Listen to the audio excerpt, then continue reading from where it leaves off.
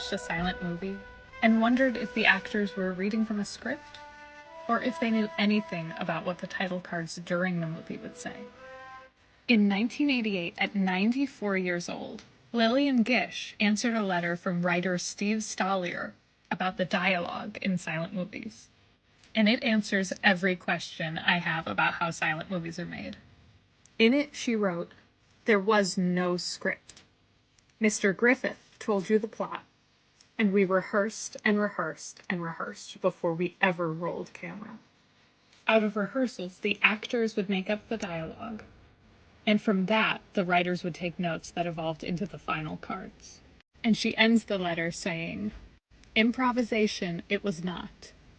Careful rehearsal under the guidance of Mr. Griffith it was." Happy birthday to the First Lady of the American cinema and silent film star Lillian Gish. Gish grew up performing in the theater with her sister Dorothy before making her screen debut in 1912. She's best known for her collaborations with director D.W. Griffith and utilizing his direction to pioneer film acting techniques. With her childlike beauty, she was the ultimate heroine in films like Intolerance, The Birth of a Nation, Broken Blossoms, and Way Down East. In 1925, she signed an unprecedented contract with MGM, starring in films like The Scarlet Letter. But by the 30s, left Hollywood for the theater.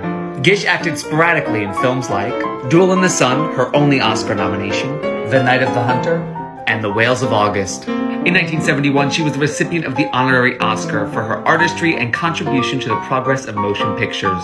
Lillian Gish passed away in 1993 at the age of 99. The oldest actress in a leading role was Lillian Gish, who was 93 years old when she starred in 1987's The Whales of August. Lillian Gish was a prominent film star in the silent era and is considered the movie industry's first true actress, given the title of First Lady of American Cinema. Gish was somewhat deaf by then, and her co-star, another legendary actress, Bette Davis, had recently recovered from severe strokes that left her unable to move on the left side of her body. The pair play elderly sisters in the movie, but the two actresses had no love for each other. Bette Davis demanded to have leftmost billing. Gish agreed to that on the condition that her name was slightly higher. Davis rarely spoke or even looked at her unless it was absolutely necessary. Gish said she was hurt by this, but sympathetic due to Davis's illness. That face, have you ever seen such a tragic face? Poor woman, how she must be suffering. I don't think it's right to judge a person like that. For her part, Davis was frustrated with Gish missing her cues, saying, "Miss Gish was stone deaf. She couldn't have heard the cues if I'd shouted them through a bullhorn." But a source says Bette took advantage of the fact that Gish's hearing was impaired, deliberately lowering her voice during their scenes so that Gish wouldn't be able to hear her cues. But Gish herself admitted she actually had little trouble hearing her cues and was basically giving her the silent treatment. The house from the movie is still up today, and I just hope anyone that visits knows how much passive-aggressive old lady drama went down in there.